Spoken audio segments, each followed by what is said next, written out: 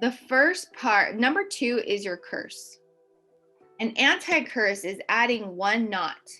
It's actually very simple. It's adding a negative, just like in algebra, when you add a negative to any function, any quantity, it reverses the direction of that quantity.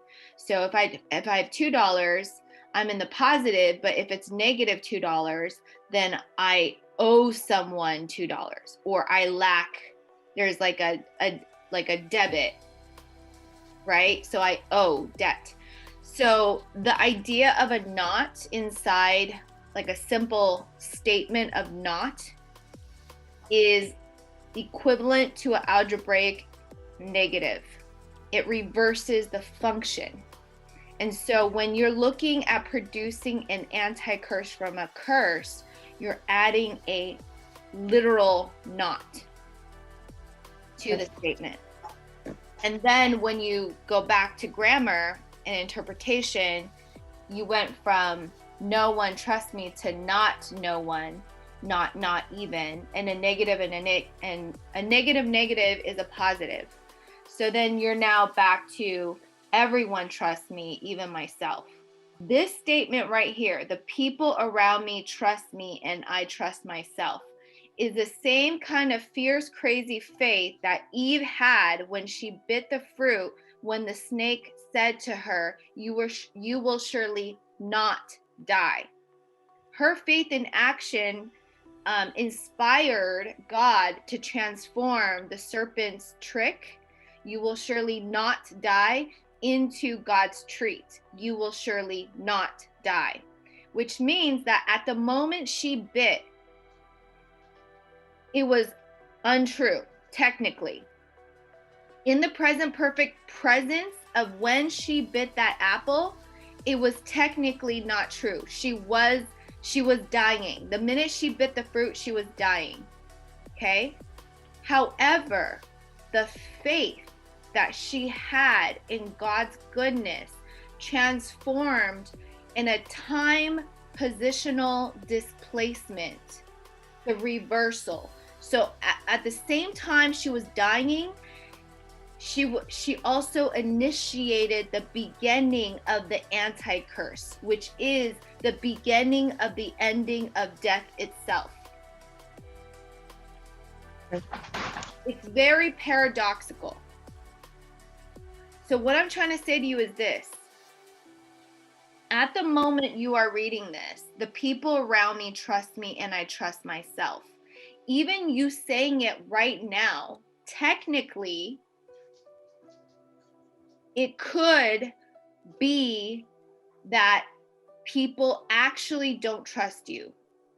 You actually don't trust yourself. In the present perfect presence of you saying the anti-curse, the people around me trust me and I trust myself. Does that make sense? Yes. Okay, now here's the miracle, Chelsea. Like Eve, when you have fierce, crazy faith in the anti-curse statement, it will simultaneously initiate the anti-curse miracle. So the minute you say it, you are initiating the anti-curse. Okay. And you do it through faith. Okay. What are some qualities of faith? Trust. Good. What else? I'll give you a hint. It has something to do with time and space.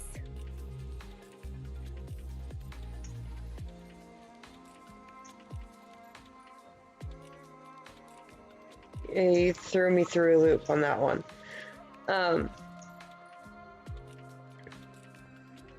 Faith is endless. What qualifies someone who has faith? Believe that it will happen. Okay. So it may or may not be in existence right now, the moment you're saying it. However, in time, and when I say time, I literally mean this chronological measure that we're all part of right now. Like we're all kind of floating through time right now. In time, it will happen. Now, when it will happen is not up to us. It will be on God's time, but it's the promise that it will happen. So it's knowing it will happen. Just like I know that if I break this pencil, I will not die. Okay. Right? So, yeah. So the fact that this is an anti-curse statement, the people around me trust me and I trust myself. Faith is leaning into that this will happen eventually. And then also, it's a positional displacement. Faith is a positional anti-curse. Okay, so what I mean is the position, right, of your noble shadow right now is no one trusts you and you don't even trust yourself. Okay, if this is indeed the noble shadow, then this is actually happening right now, the moment we are talking in this space. Okay? But an anti-curse will always have the miracle of switching the position. And when you switch the position, it becomes the people around me trusts me and I trust myself. So what was meant for harm towards you will become a blessing for you. Okay. And this is where you, as the journal artist, have a important responsibility. Your responsibility inside the anti-curse is to truly believe that this statement is happening and will happen.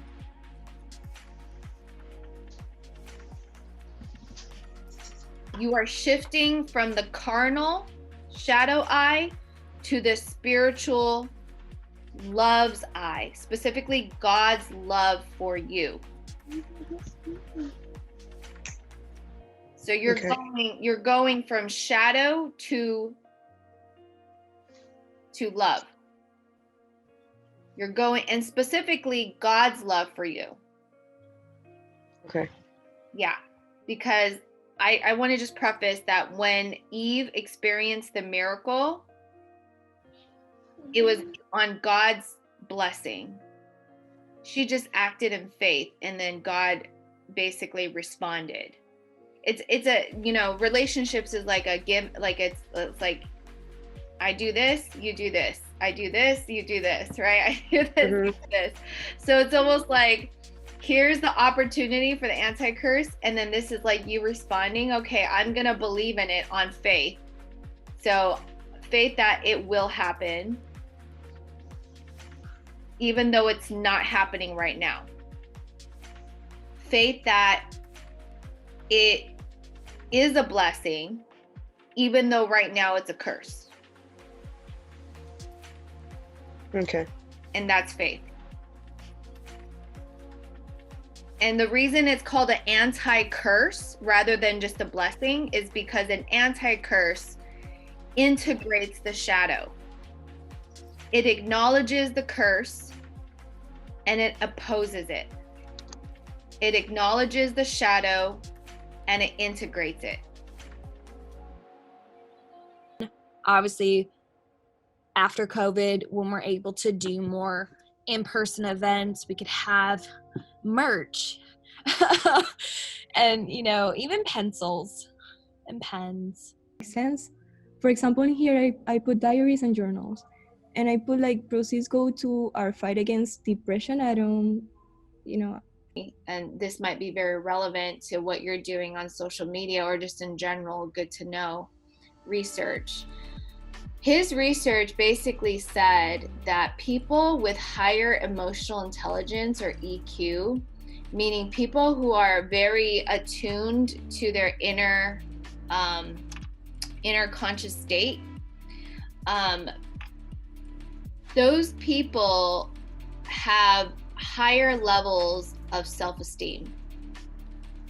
So I don't know which one goes first, the chicken or the egg. Is it high self-esteem creates more emotional intelligence, or is it the fact that because you have more emotional intelligence, or you're growing your emotional intelligence, again, awareness of the shadow, knowing like what triggers you, knowing like what makes you angry, like knowing all these things, and then maybe developing a containment or a self-control mechanism to transform the pain, maybe over time it'll increase self-confidence. But whatever the case may be, so Dr. Kent Harber's research is about exposure. So specifically exposing your emotions, okay? He's saying that over time, people who do these emotional disclosures, sometimes they make better choices, sometimes they respond more adaptively to challenges, they establish more satisfying social bonds, they respect and trust their signals, meaning their internal signals. And self-esteem serves to validate the informational value of feelings. So it's almost like, who do you go to for these validative signals? You go to, he's saying that being more conscious in your emotional intelligence will, if you become your best confidant, in other words, if you could trust and respect yourself and your emotions, then your self-esteem will validate the informational value of your feelings. Any questions or comments on that? Awesome. Okay. Another aspect of his research is how disclosing the trauma, specifically if, let's say, an offender like that you were like really close to at one point in time, disclosing the actual situation will actually create a closeness towards your offender. Now, at first I was like, closeness? I don't want to be close to my offender. But I think in context of this research, it's more of like compassion and understanding rather than like falling in love or something like that. No, I think it's more of like just understanding their perspective, even though you don't agree with it. And it's the first step towards forgiveness, right? And then all these health benefits: flexible planning, creative thinking, psychological, physical health, communication, successful social integration, risk assessment, understanding other people's feeling states, social judgment, assessing one's own coping resources, gaining insight, decision making, guiding your judgment, shaping your behavior, regaining a sense of meaning. I already said that.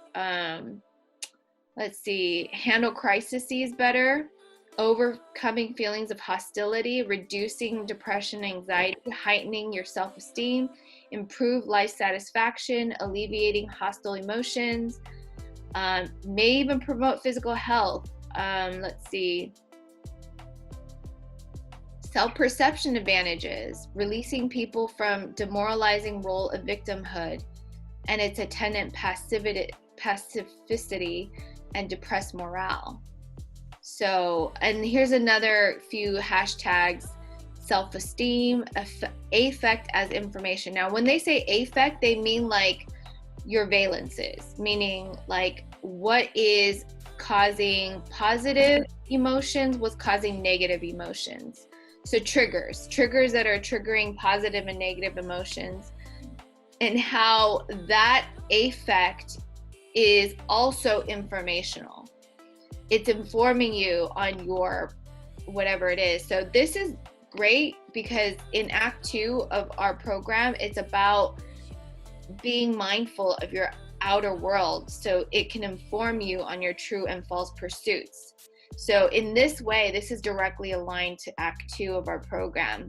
How to pursue the right things that are good for you in the long term.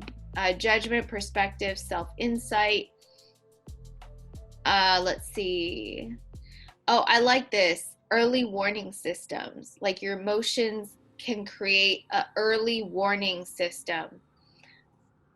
Maybe you could break karmic patterns, like whatever that early warning system is. If you know your shadow, you know what's triggering you, you have strength in that. Using emotions as information may be something of an act of faith. Can you believe someone wrote faith in a scientific journal? But faith in what, right? So classic work on persuasion indicate that people attend more closely to highly credible sources. Now here's the breakthrough, okay? So we tend to lean in faith towards whatever we consider as credible. So if your mom is credible, you believe in her more than, let's say, your friend or cousin or whatever. If, you admire someone on social media, an influencer, and you believe they are highly credible, you believe them over someone else's word. So I think the breakthrough for us is, what if you can turn that source on yourself? So there's actually source credibility factors that create someone, like maybe subconsciously ranks people as highly credible or not credible. So we have moral rectitude, intelligence, competence, attractiveness, stability, certainty, likability. So what if we flipped it on ourselves? What if we took these measures and through the program of being a journal artist, we are developing moral rectitude. We are developing sharper intelligence and competence and attractiveness, stability, certainty. And what if we like ourselves better? So what if we become our own source of credibility?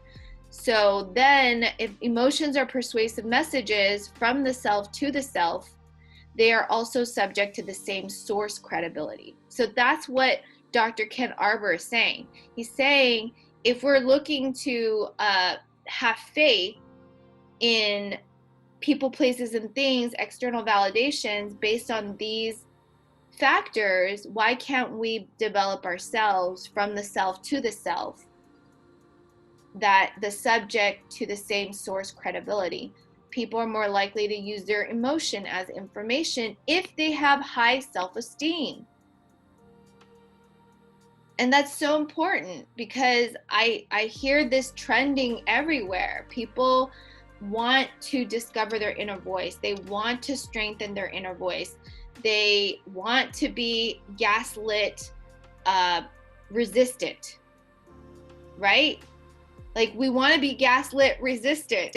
So it's like if someone's trying to gaslight you, if you have an inner core grounding, if you have a high self-esteem, then you can still do what you need to do and become immune to that, right? And you just pursue whatever it is you need to pursue. So I feel like there's so much content inside the research that we could apply in our program. So those are just some like emotionally guided way emotionally guided way people obtain a sense of perspective and self-insight, the ability to find meaning in misfortune. So yeah, it's really just cognitive shifts, approach the forgiveness process.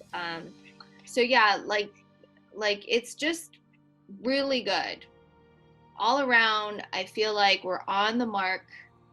We're doing good. We just have to keep at it.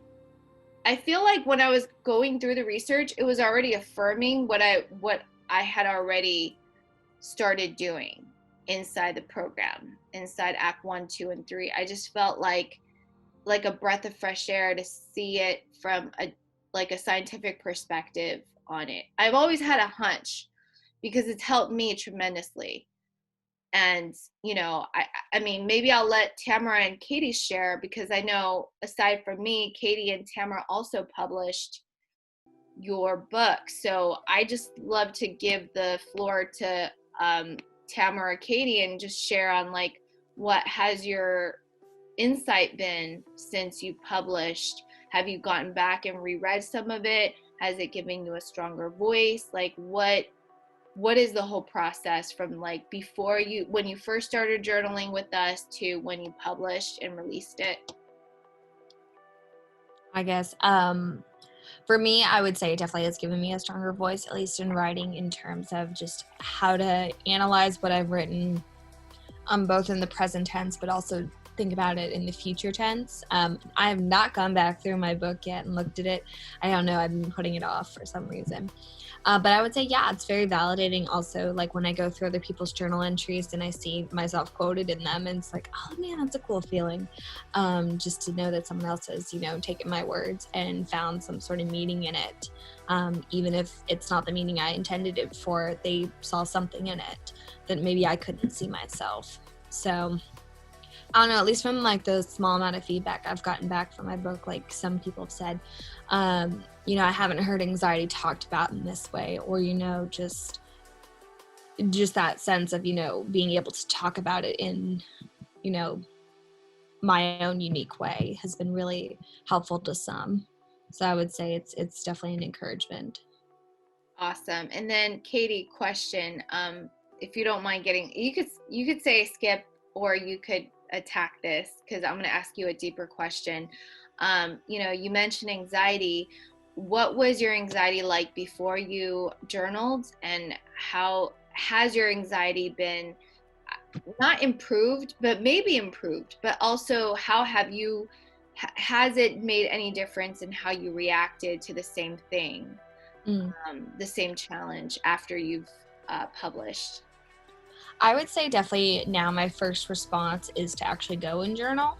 So if there is something that's bothering me, I just kind of I try to do it immediately. Some days it's like a 2-day process of just going and just journaling it all out, not being neat and tidy with it, just writing it as it is. And then maybe re-evaluating it another day and seeing what can I pull from this. And just highlighting, you know, this is what I'm feeling because of this. So breaking it down just a little bit more. And I would say like my anxiety is much better than when I first started the whole thing. But it's also given me definitely that sense of clarity of like the same issues that I struggled with are not necessarily the same ones I am struggling with. And if I am, it's in a different kind of context. But now at least I have a little bit of, you know, something to go off of, a little bit of that grounding of, okay, well, this is where you've been with this. And so is it any better? This is how far you've come. So it's been a nice little kind of measuring stick in a sense to see where at least it was when it was really bad and I wanted to write about it to where maybe I am now with it. Thank you. Thank you for sharing that and being vulnerable. Thank you. Tamara? I'd say it did strengthen my voice as a writer and as a person. I can talk a little bit better and not cringe when I hear my own voice, if I can say it like that. It also helped me, you were just talking about it, trusting myself. Now when I get a feeling or a thought, I either meditate on it or I just trust it flat out. Because I realize that even though I'm crazy, I'm not insane. So, and my feelings are valid. Is the fact that the shadow will trigger judgment, and love will trigger forgiveness. And just knowing that duality, right? So shadows will trigger judgment, and love will trigger forgiveness. And it's really that simple. And it's up to the journal artist to know when they're being triggered, right? To know when hopefully by then we'll really understand the noble shadow within us. And that's actually the foundation. You need to know your noble shadows inside and out. Like, oh, there it is again. It's showing up right here in front of me. And then the self-awareness gives us the power of choice to choose a different reaction.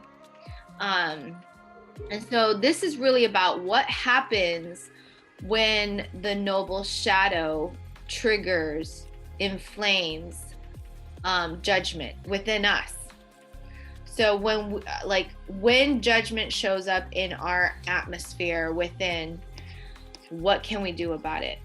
And so journal 3, I think this is a 5-hour total mentorship.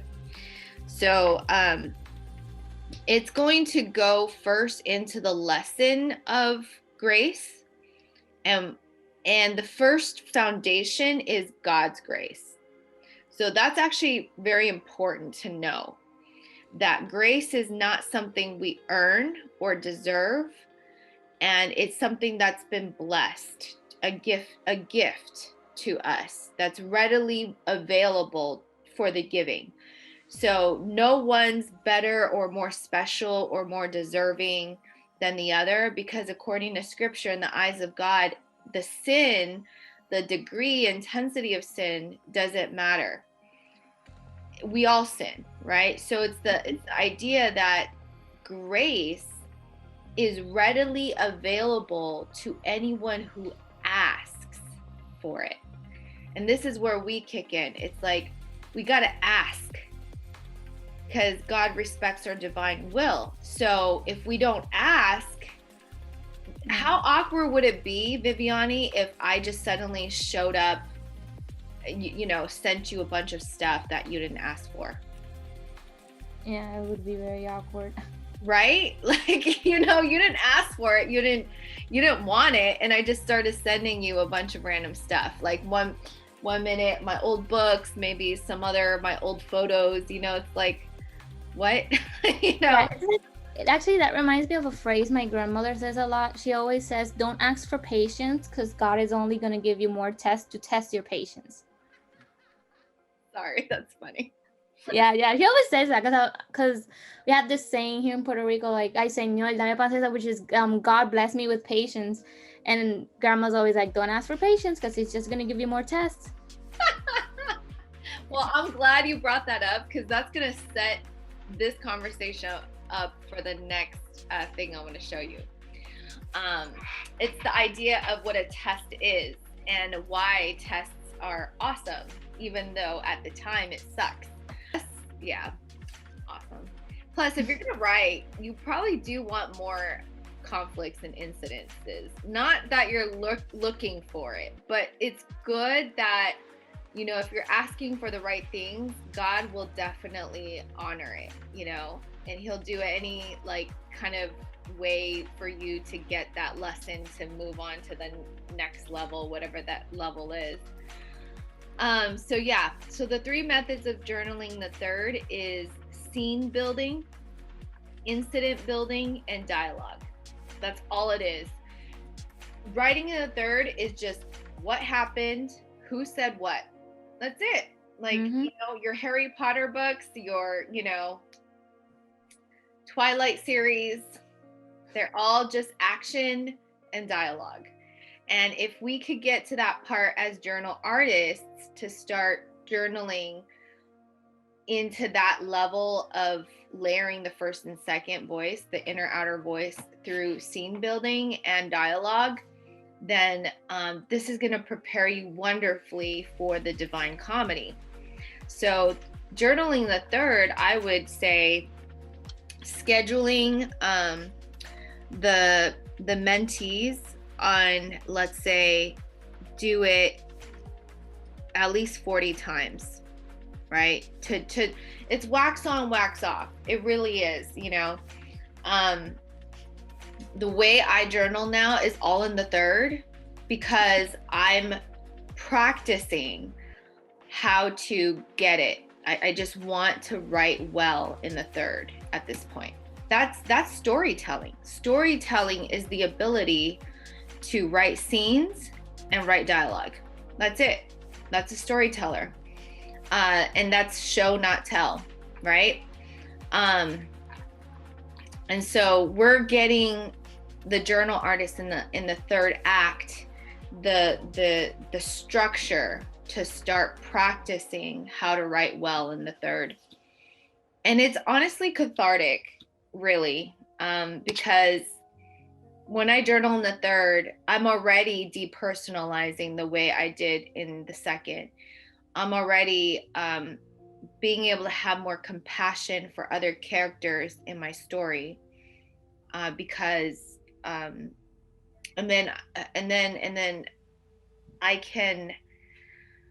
can be more aware of my actions. Yeah, because you're seeing it from like an outside perspective. Yeah, and that is really the process of shadow integration as well, because you're no longer judging your shadow. That I think a good movie I recommend is The Avengers, Marvel. I think it's a 2-part series. It's the one, it's the Avengers Endgame, which is the final one. Yeah, the final one. And the one right before that, right? The Infinity Wars. Yes, Infinity Wars.